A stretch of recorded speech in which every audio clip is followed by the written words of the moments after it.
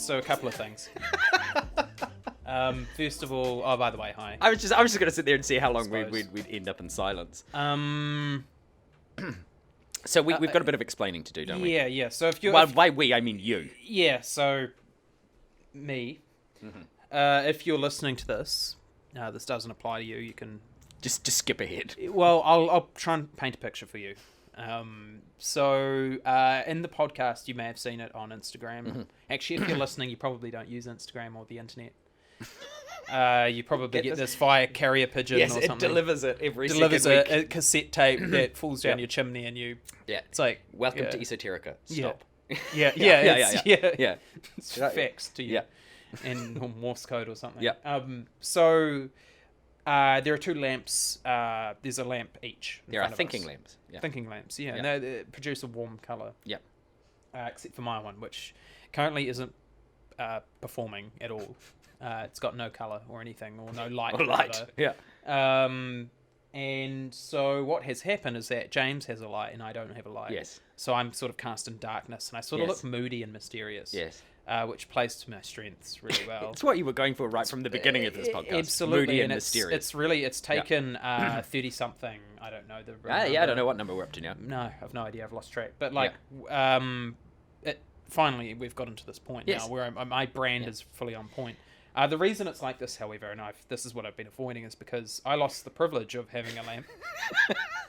It's even tell the people why you're in the naughty corner. It's even been pushed to the edge of the table, as if to say, like, it's just out of service. No light for you.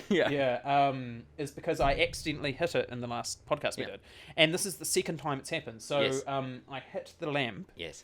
And it went really bright. Yes. Like just replaced it. Yes. So Caroline had just these are the bulbs that we use in these lights are really nice, quite expensive bulbs. Yeah.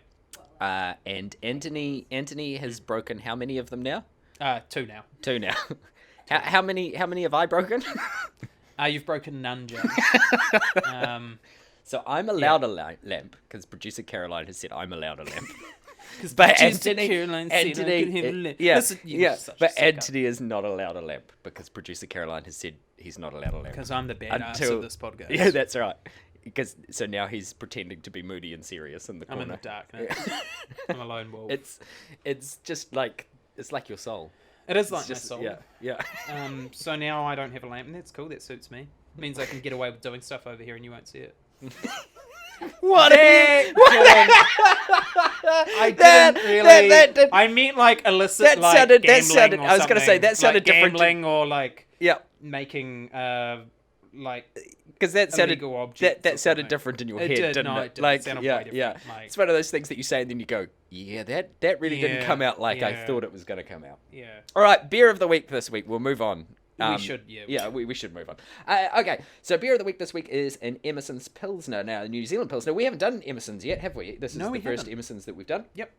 I quite like this. This is from Dunedin. I quite like Emerson's. In fact, if you go to Dunedin, there's a whole heap of restaurants and stuff down there that sort of exclusively do Emerson's beer, being the local brewery and that sort of stuff. I really like it. I think this is a really, really drinkable Pilsner. Yeah. After that horrific stuff you made me drink last week. Yeah, that was hideous. Yeah, that was hideous. Yeah. This is fantastic. I'm really enjoying I this. actually had so many comments. Funnily enough, from people on last week's beer. Did you? Yes. Not that they had tried the beer or anything else like that, but I've had lots of comments about, ooh, that's citrusy.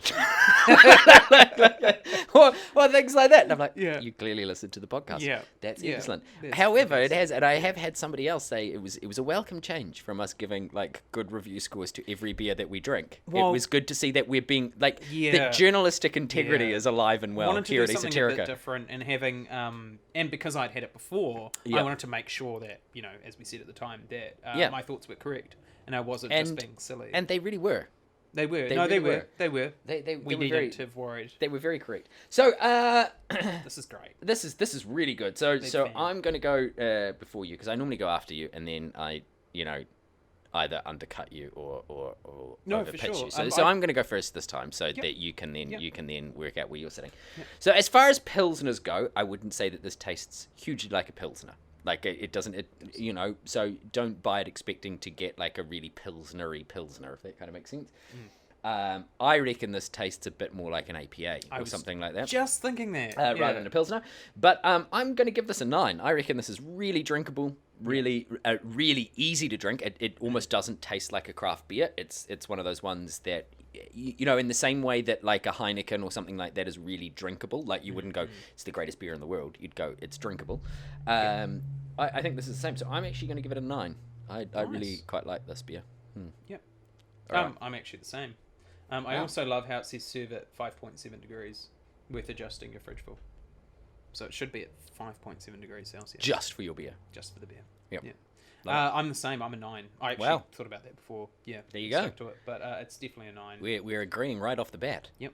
Really nice. And it's so funny you say APA because that's exactly what I was thinking. Yeah, because it doesn't taste like a pilsner, right? Like because normally whenever you have a pilsner, it has it tastes that really hoppy kind of taste, but it's not. It's equally malty. I quite like this. I think it's a good beer. Yeah, agreed. Okay, so what's on top this week? We were sort of having a bit of a search for what was on top this week, and then I think you came up with a banger of a topic for us to talk about this week. So what are we going to talk about? So this week we're going to talk about whether you can enjoy an artistic endeavor or a piece of work if the person who has created it or curated it is problematic in any way or piece of shit. Yeah, basically. And in many cases, probably examples will be using a piece of shit. And because there are so many examples of this at the moment, aren't there? Like we could sit there and be like, you mentioned before Roman Polanski. Yeah. Now everybody's jumped out of me. Kevin Spacey. Yeah. The comedian. What was his name? Louis C.K. That's the one. Yeah. I had C.S. Lewis in my head, and I couldn't get C.S. Lewis out of my head. Although C.S. Lewis is another example. C.S. Lewis had an interesting relationship with Alice. Or what do you call it? You don't have to go. I mean, you don't have to go and great. Michael Jackson, as producer Caroline's just said. Yeah. Well, into the world of wrestling, you're talking about people like Chris Benoit or things like that. Can you? There are many musicians you can look at. Freddie Mercury, Bohemian Rhapsody doesn't show you shit. Sorry, right on the top. John Lennon. Yep. Which is a common one that gets brought up. 70s, Bowie, Led Zeppelin, like Robert Plant. Yeah. So it's interesting, isn't it? Because it's like there is a real sort of double standard in a lot of ways, isn't there? Whenever we talk about some of those people, and it's funny that like you mentioned like Zeppelin and Bowie and things like that. They're thought of, pardon me, really differently. To like Michael Jackson or a Louis C.K. or you know what I mean? Like people are just like, okay, or John Lennon. Like I think it's worth saying that the accusations leveled towards people like Louis C.K. and the stuff that he's owned up to aren't really necessarily comparable to the accusations that are leveled at, say, Michael Jackson. Or Roman Polanski, which are far more horrific. Well, there is that level, isn't there? There's the Roman Polanski, Bill Cosby, those are There's no coming back from that. But as you said, like, is it still all right to enjoy the artistic work of those people? Is it still all right to go, okay, the creator of this is a piece of shit. I understand that they're a piece of shit, but man, that's a banger of a tune. Or like, I really love that film. Like Lost Prophets. I'm personally not a fan of Lost Prophets, but that's another big example. Yeah, but I mean, I think I had their first album. I think when it was going to say, it was sort of of the time. And I quite liked them. I mean, I wouldn't say they were like my favorite band or whatever, but like I quite liked them at the time. And this was obviously years before anything came out about anything. I don't listen to them anymore, but that's actually not a moral judgment on what they were doing. It's just because I don't listen to them anymore. Yeah. But it is sort of an interesting ethical dilemma. Like, I personally, weirdly, actually think that it isn't. So, like, I think it's okay. Like, okay, so I'm going to use an example from wrestling, and I'm going to use the idea of Chris Benoit, right? Now, Chris Benoit, for those of you that don't follow wrestling and things like that,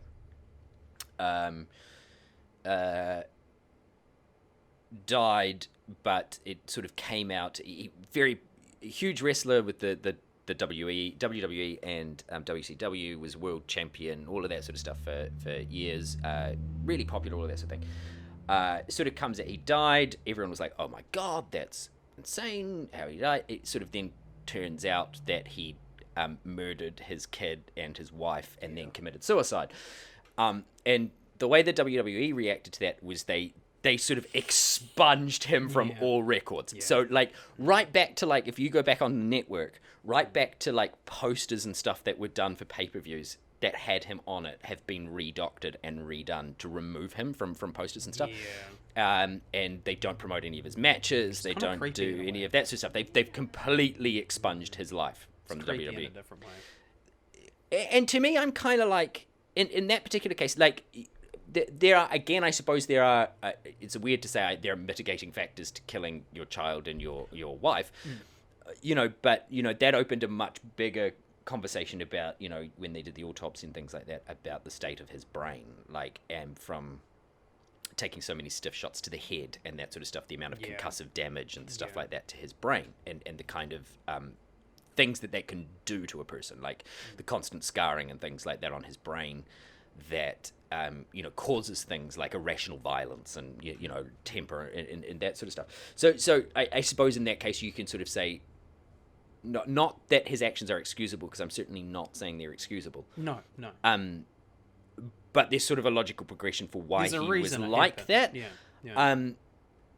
I would still be able to watch a Chris Benoit match and not be like, oh my God, in years' time he's going to compartmentalize it and not be like, oh my God, in years' time he's going to go off the plot and murder his wife and his son. Like, if you get what I mean. So in those kind of cases, like, whenever I'm listening to Michael Jackson, and maybe that's what it is. Maybe it is that I tend to compartmentalize. So, like, if I listen to Michael Jackson, again, I'm not a huge Michael Jackson fan. Like, I was whenever I was a kid, because I grew up in the right kind of time period to be, where Michael Jackson was amazing.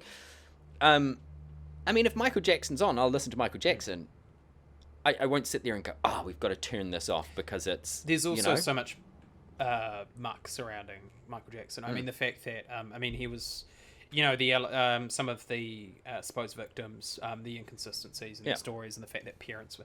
There's just so much going on with that case that no one can definitively say that he's guilty or not guilty. Yeah, so I think it's sort of one of those cases. But I mean, even if it came out that it was true, I still wouldn't be like, oh, we can't listen to a Michael Jackson song. This is a song in isolation. Yeah, like, or the same thing, like, whenever I watch House of Cards, for example, I don't think about Kevin Spacey and, like, all the stuff that he went through. I can still be like...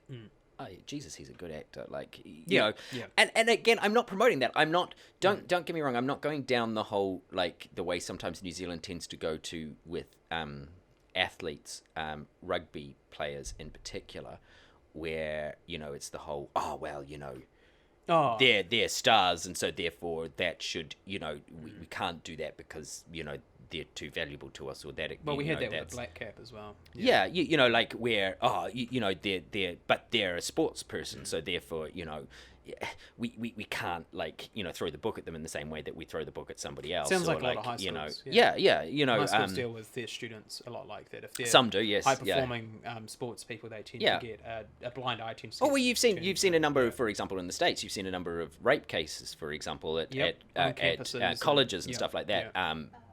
By high-profile college athletes, who have then Brock Turner, I think it was right, who then sort of have been let off with a smack on the wrist because we don't want it to damage their life going forward, or that sort of stuff. And I don't get me wrong, I think that's completely wrong. I'm not saying that we should treat actors or anything else like that any differently. That we should be like, what do you call it? Oh, well, because they're a great actor, we should allow them to continue to do stuff even though they've done horrific stuff. Yeah. But what I'm saying is that if they've already created pieces of art and things like that I love, I don't feel guilty about loving. Yeah.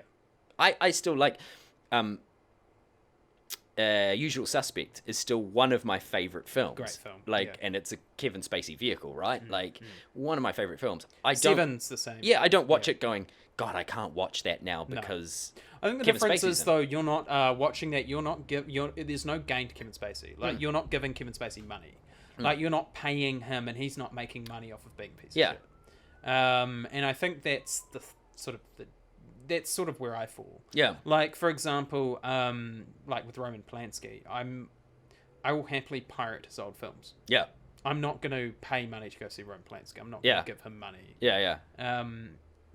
What the interesting thing about Roman, well, not interesting, it's terrible, but the thing about Roman Polanski as well is that the absolute massive support he has in Hollywood. Yeah. And it actually goes to show how much of a closed sort of walled garden Hollywood is. Yeah. And the fact that the types of names that you've seen come out in support of him. People like recently Scarlett Johansson is absolutely.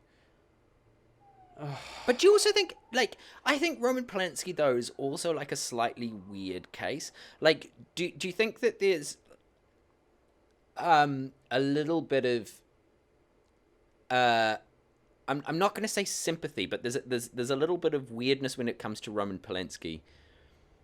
There is, because of the whole Sharon Tate, like, yes, all of that sort of stuff. It's a combination. I think it's a combination of the Sharon Tate thing, but also the fact that he's a phenomenal director. So people really want to work with him. So they don't want to risk not getting a shot to work with him. Because they're like, this is massively going to benefit my career if I'm in a hugely successful film. Which is incredibly problematic. Yeah. Which is the whole issue that Hollywood has had since the beginning, and that people don't want to rock the boat because if you offside people, you won't get gigs. Yeah. So, and the kind of people that support Roman Polanski, I'm just going to name some, and it's going to really disappoint people if you don't know about this already. Sorry.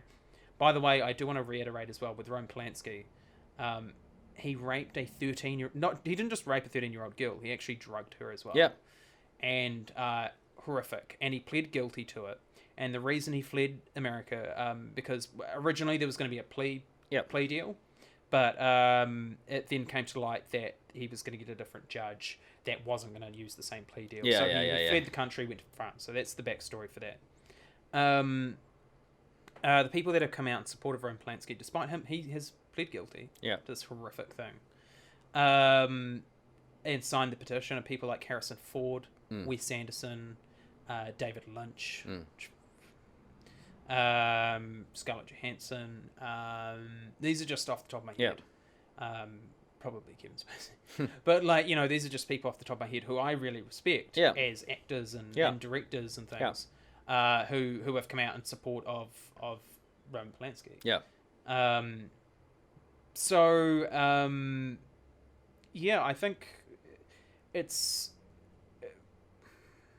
I suppose we respect their work for their artistic endeavors and not their personal opinions, because unfortunately, it's the whole meet your heroes thing. Yeah. You're often quite disappointed by the personal side of them and by the personality side of them. I think that it's actually really interesting because I'm subscribed to like a Broadway news thing, insider thing on Facebook and stuff. And actually this has been a big conversation in Broadway at the moment too about how there is a greater need for like the professional theatrical community to self-monitor these kinds of things and these kind of things like that going on and people feeling like they can't talk about those sorts of things and they can't do those sorts of things, and I would say it's probably endemic across all kinds of theatre or all that sort of stuff. Endemic, no, that's probably wrong to say. It's not endemic. It does happen in what do you call it, and there is a need to police that sort of stuff. And again, I think I sort of want to make very clear that Anthony and I are certainly not coming out in support of any of these people or any of the things that they've done. And I think that I fall down in a very similar line. I'm quite happy to watch old stuff. Like, I'm Yeah, quite me happy too. to go and Yeah. see stuff that Kevin Spacey and things like that have already done. I'm quite happy to do that sort of stuff. If Michael Jackson was releasing an album now, Oh, yeah. I'd probably think twice about buying his new album. Does that make sense? And that's it as well. Like, And you know, you've got a lot of nostalgia and things wrapped up in, like, the Michael Jackson that you knew growing up Yeah. isn't the Michael Jackson you know now. Yeah. And the thing is, the Michael Jackson we know now has been tainted by tabloid media.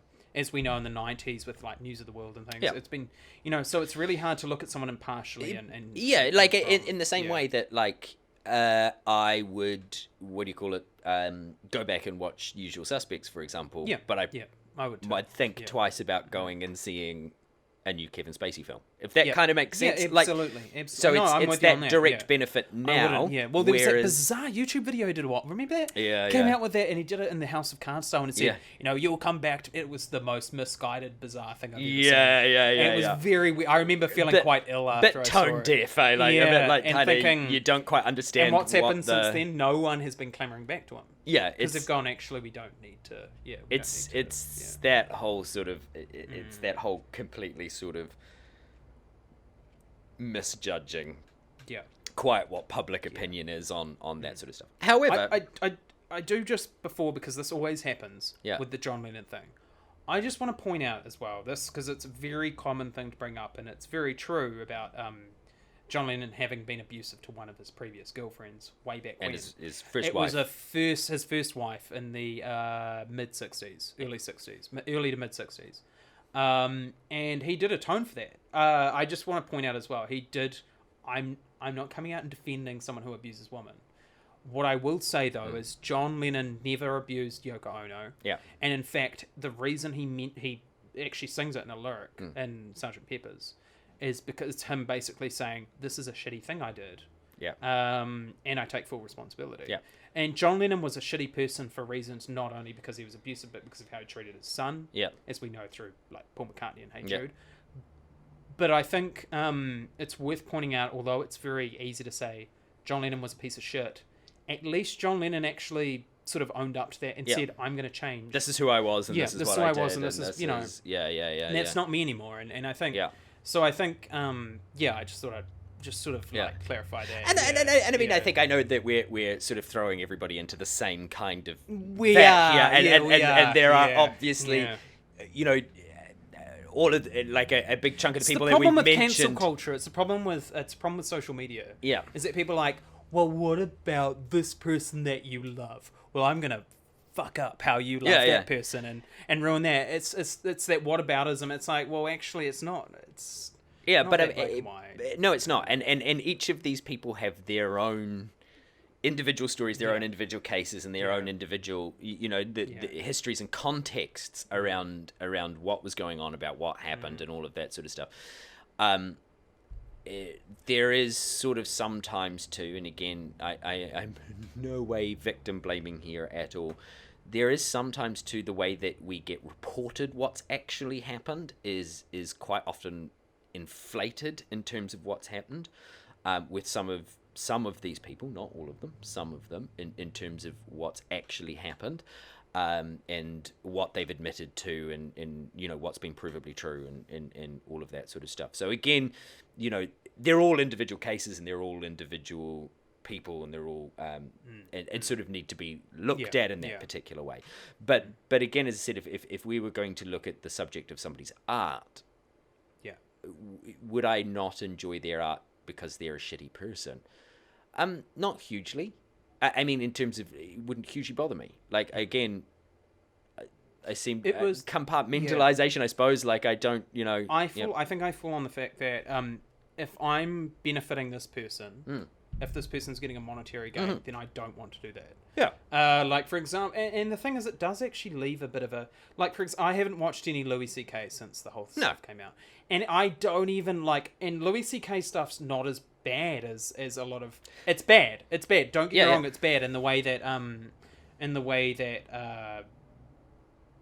you know, he could have ruined people's careers, and people felt like their careers would have been ruined if they had kept quiet about the whole Louis C.K. thing. But I haven't. I feel.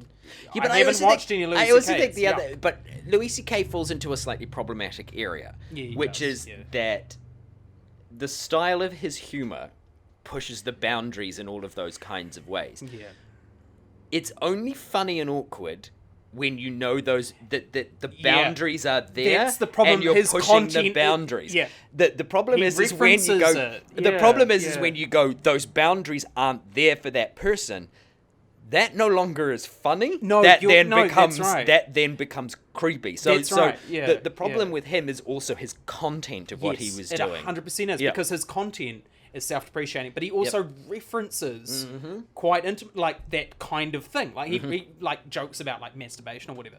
Yep. It's like quite often in his stand-up. Yes. And so in the past it was really funny, but when you watch it now, you kind of go, "Oh, because that's actually It all of a sudden takes on a whole nother. And you kind of realize like, wow, you've actually this is a whole different thing. Yeah, that's right. It suddenly takes on a whole different life, and so because of how close his art was to his life, that's way harder to compartmentalize. Yeah, and again, I don't know that I could watch Louis C.K. stuff and be like, oh, that's really funny. Oh god. But I even look like Jim Morrison slept with underage girls. Yep.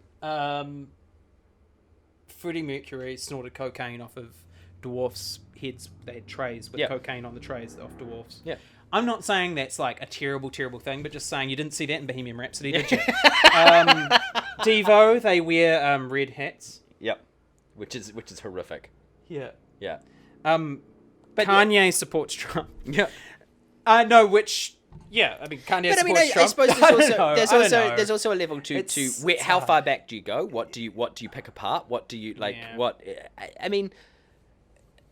I don't know. Again, I'd be uncomfortable giving monetary gain to somebody who was a shitty person. I would too. Yeah. However, I'm like you. I can. Yeah. Well, I think compartmentalize. I think that wraps that up. Yeah, that wraps it up. All right, cool. Moving on to Uncanny Valley, and I've one very short article for Uncanny Valley that I thought you might enjoy.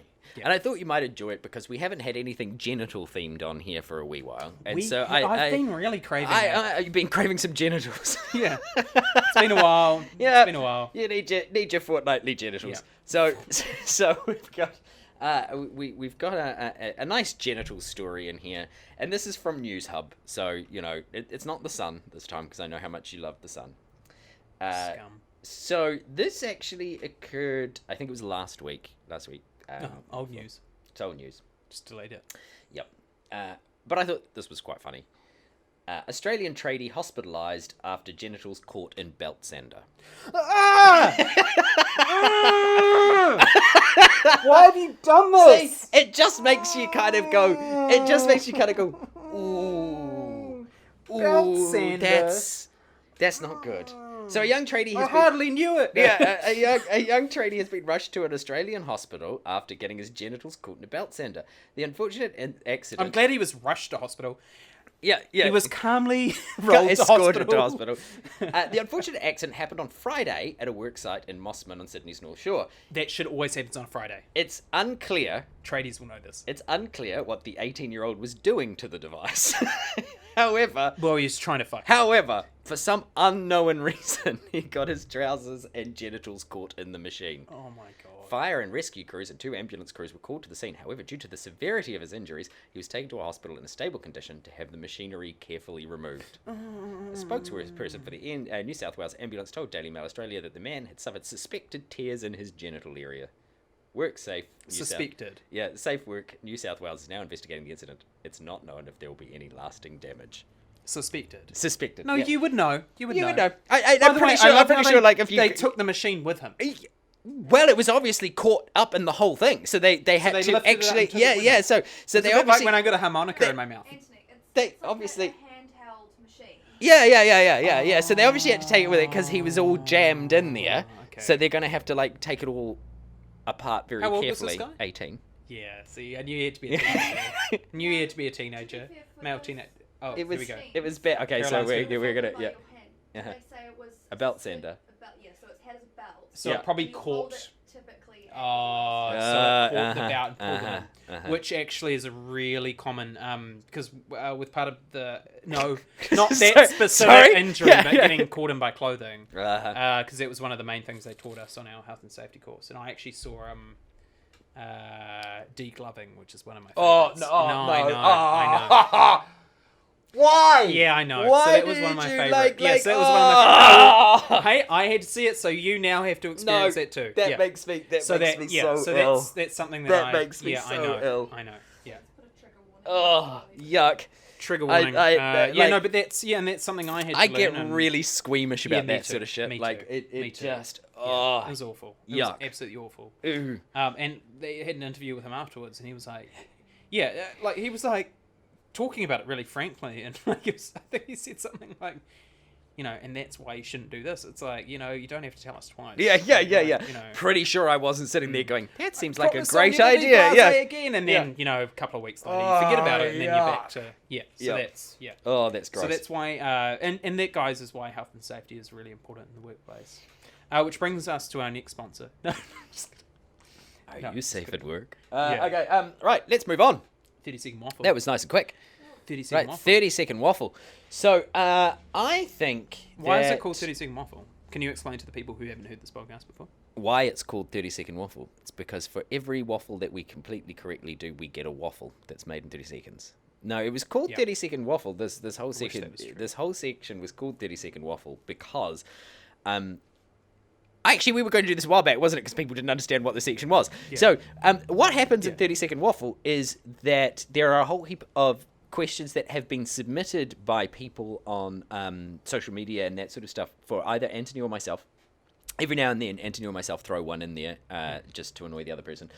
But these are all questions that the other person hasn't seen. So we reach into a container, pick out a question. It's a question we've never seen before, and you have 30 seconds to justify whatever is on the piece of paper.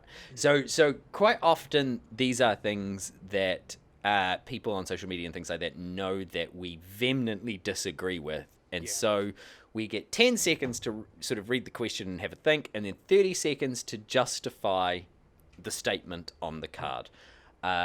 And these have included, absolute bangers, like justifying things like Mamma Mia is the greatest show ever written, or, that people should have milk in their tea. Like, like those kinds of things. Things that just trigger minions, things that just trigger Anthony and myself. Things that people know we're going to disagree with. Us liberal snowflakes. Absolutely. And the more people have got to know us over social media and through the course of these podcasts and things, actually the harder the questions have become because they are really things that we very much disagree with. It's like machine learning. Like, you guys have gotten really, really good at this. Like, disturbingly good at this. Yeah, and so it becomes harder and harder to justify some of the things that are on the paper because we actually can't think of arguments for whatever it is. So that's what this section is, and that's what we're trying to do. So quite often these things are stuff that we completely disagree with, which was why sometimes we sound really surprised when we're like, actually, I agree with that, which is like, when we get the odd one that we're like, actually, I agree with that. This would be really good. Right, okay. I think I am. I think I made you go first last time, didn't I? Yeah. That sounds about right. You just didn't want to go first. No. Right, okay, cool. Ooh, I think actually, funnily enough, there's no clock there, is there? I can't see it if there's a clock there. Okay, so my eyes are getting worse. Good God, I cannot see that. So you're gonna have to give me a finger point whenever the time is up. Oh no, it's because the timer hasn't started. That's why. Ah, okay. Yeah, but you should still be able to see that. I can, yeah. Yeah, you can tell me when the time's up. All right, okay.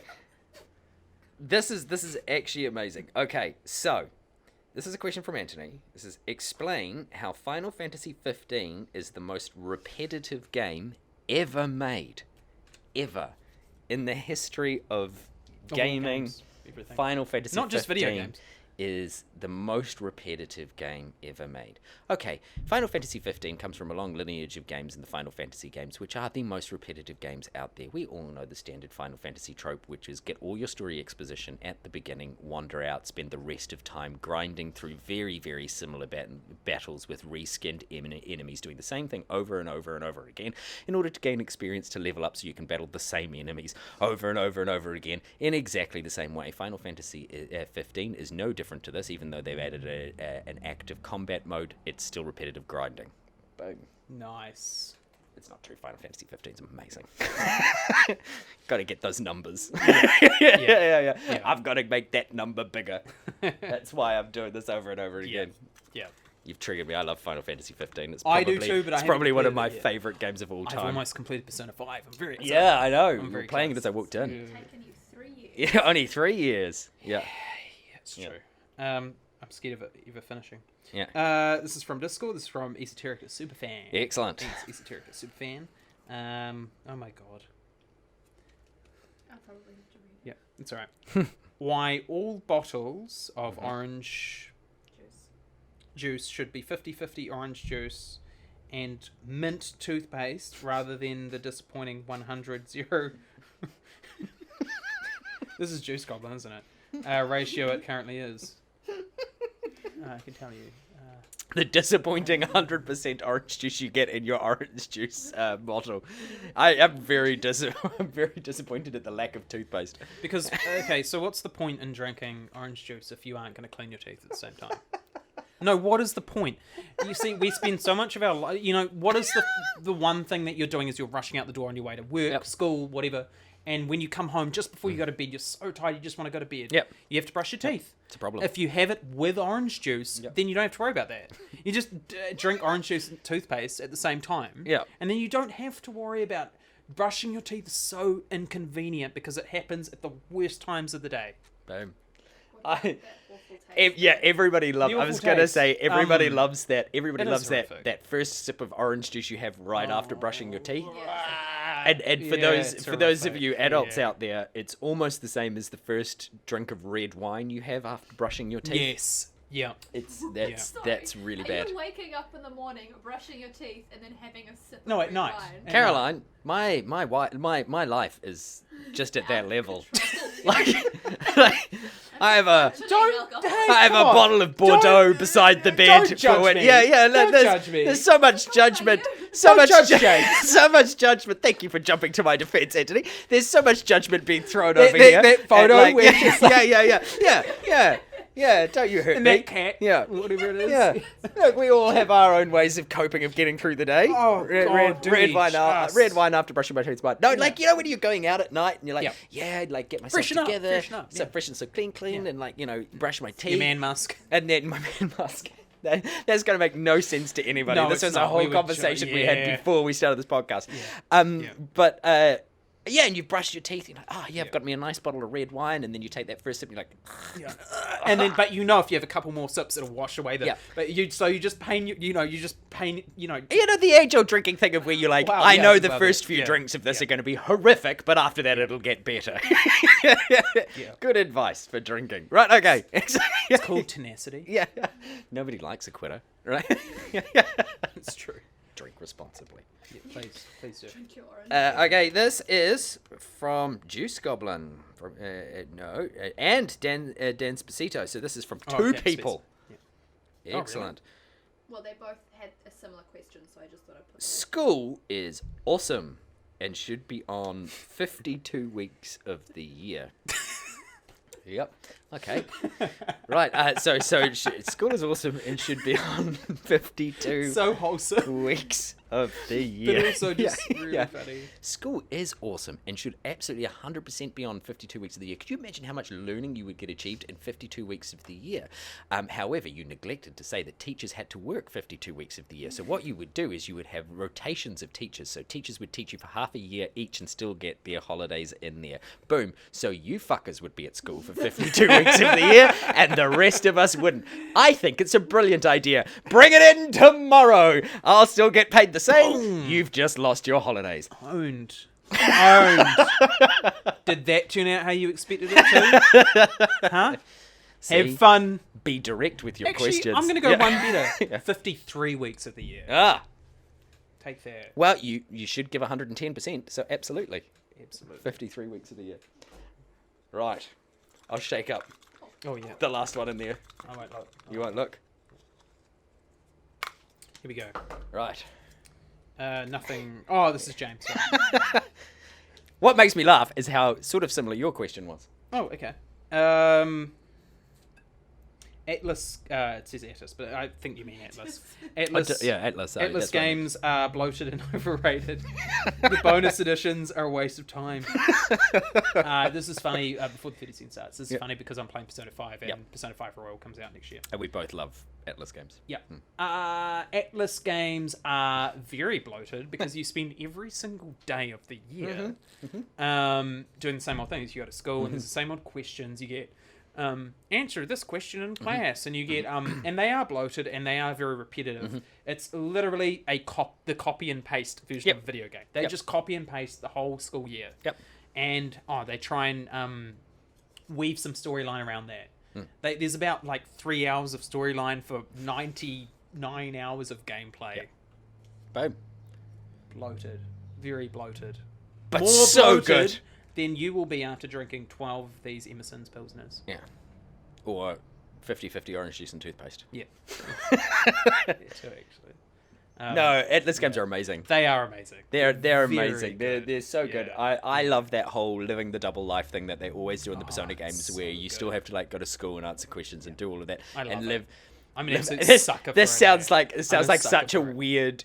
weeaboo sort of thing to say, but Yeah. like that whole kind of idea of living an entire year as a Japanese high school Yeah. student, Yeah, 100%. like Yeah. doing all of that stuff while going on the craziest like honestly the craziest sort of storyline adventures. Like it is one of those games that if your mum walked in halfway through you playing the game, you'd kind of like there'd be no way for you to describe what is actually happening, and you'd be slightly embarrassed Yeah. at the same time. No, but see, like, Mum, the thing is, she's my school teacher, but she's also a maid at night time, so she's Yeah. cleaning my room for me. Oh, Yeah. and she's giving me a massage because that'll help me go back out at yeah, night. yeah, Like, yeah, and you're like, yeah. Actually, when I say it out loud, it's kind of weird and problematic. No, and everything. Yeah, Mum. This is my school friend whose alter ego is a dominatrix because she's so oppressed in real life. That, so it's just at night that she wears skin tight leather and has a whip to fight people. That's like it's like yeah.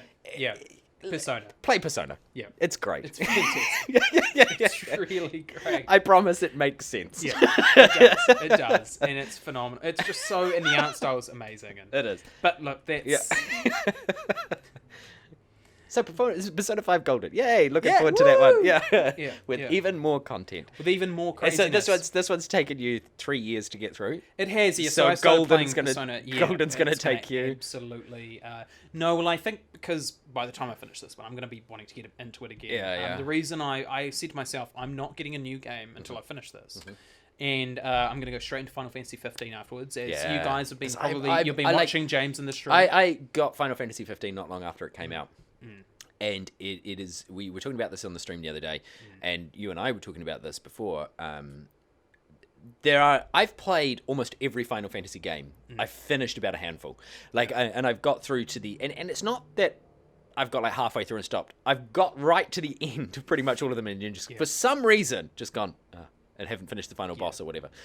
Like Final Fantasy 15 is one that I played all the way through, and I'm now enjoying streaming online with everybody, like, and just playing it through again. Like, I love that game so much. It's the tightest scripted Final Fantasy I think there is out there. And when I got it, I played it, and when I finished it, as you'll see on the stream, guys, like, when I finished, I just wanted to talk to somebody about it. yeah. And I've been waiting for years for Anthony to finish Persona so he can play Final Fantasy and just finish Final Fantasy. It's driving me wild. Yeah. So you have it's your coming. mission Yeah, now. It is, and I think I finally managed to fall in love with video games again. I think the problem was I really struggled with long form video games for a very long time because I had this guilt that I've managed to chip away at, which I'm sure. Caroline's thrilled about. Yep. But that I felt guilty whenever I played them because I felt like I should have been doing something more important. Which is probably true a lot of the time. Well, the hard thing but the thing is, it's letting go, and I think it's knowing when to take a break and when not. To I don't understand. Yeah. Like in some ways I don't understand why they put the like hour counters and shit like that on those, because they're huge games. Like, and I think you were saying that you've got what 90 odd hours. I'm 90 into Persona 5 now. Yeah, so I'm not far away from finishing. No, you're pretty close. But like, so you got 90 odd hours, and you look back and you go, oh my god, what could I do with like 90 hours worth of time? But you forget like the thing is that even with those long form video games and stuff like that, I mean, you would spend, if you weren't playing them, you still need downtime, right? And that's over a big period of time. So you'd be reading a book, or you'd be watching a film, or you'd be doing like, so I got to feel less guilty about that sort of stuff too, and being like, I've wasted hours and hours and hours of my life. Yeah, and that's it. And it's why I got rid of Rocket League. And we're now pro. I sunk about 350 hours. You did. That was horrific. But I mean, we're now, what do you call it? Pro gamer streamers. We are. So you know, we can turn around and say, see, Mum, you told me I'd never Look at me now. Look at me now. Like, you told me I'd never be able to do anything by playing video games. Yeah. Like, well, we're now pro gamer streamers. We're now pro gamer streamers on Twitch. Yeah. So yeah. So there you go. Explain that one. Yeah. So that's only because you were dedicated to play long form video games. That's why you were there. Exactly. That's why you're the puzzle master. Talking of that, do you know what game I'm going to do? What? What are you doing? Either one of two games. Okay, it's up to you. You're going to pick right now on the podcast. Ooh. I'm either going to start Silent Hill 2, because I've got a way of playing that. No, let's do that together. Do you reckon we should do that together? Oh, please, can we do that together on Wednesday? Yeah, okay. Yeah. So we'll do that on Wednesday. Yes. Because we can do it on my computer, because I've got an emulator. So good. Yeah. Or, the other game, which I really, really, really want to do, is, and this is for this Wednesday, by the way, so this will drop on Monday. This podcast. Well, Wednesday we'll be doing. Wednesday we'll be doing Silent Hill together. That's so cool! I'm so excited about that. So we would have already done the stream. So there's no point in me telling you what. But they're here for the creative process moment. We would have just played Metal Gear Solid 3. Ah, very cool. Yeah. Very cool. Yeah. Maybe I might change my mind, but that's up there. That is going to be played at some point. That's very cool. Yeah. Actually, I have Metal Gear Solid 1 floating around somewhere as well. But Silent Hill 2, we're doing Silent Hill 2 on Wednesday. So see you.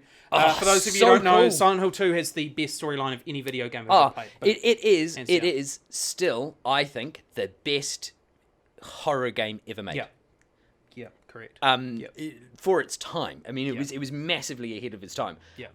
It's amazing. Yeah. It's so good. I'm so excited about that. Oh my god, that's awesome. I'm so excited. Let's do it. Cool. Awesome.